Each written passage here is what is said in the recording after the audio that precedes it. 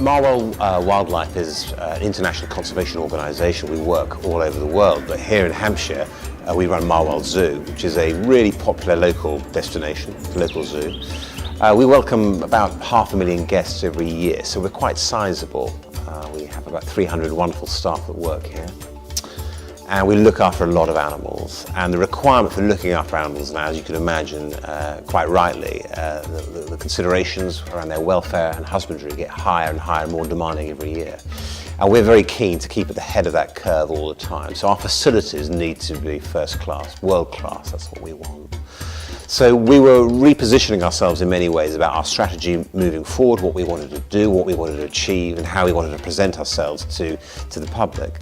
And so we did a lot of work with some destination consultants, and we also used Terence O'Rourke at that time to look at our spatial plan, if you like, how we're going to use the zoo to the best advantage with the public that visit us, mindful at the same time we have to operate the zoo and do that effectively. So that was a really good exercise for us to learn more about Terence O'Rourke, how they work, some of the characters there.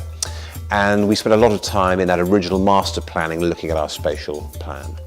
And once we finished that, we then rolled into the first big capital project we wanted to do as part of that plan, which turned out to be Wild Explorers, which is an amazing concept.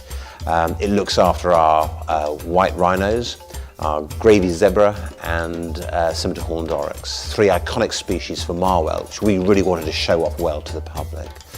And through a course of workshops with Terence O'Rourke, they distilled from us that brief, and they came up with a really appropriate solution for us. And I say appropriate because actually what we weren't looking for was a sort of grandiose architectural statement. We wanted a building which was functional but fun. And as I remember saying, people don't come to zoos to look at buildings, but it needed to fit very much with what Marwell was about, and it needed to talk about first-class facilities. And it needed to be economical in terms of the cost to run and the cost to build. And I think that was absolutely achieved. We had a solution which was respectful to all those things. Mindful too that Marwell is effectively an ancient deer park. We've got this wonderful Grade 1 building in the middle of the zoo.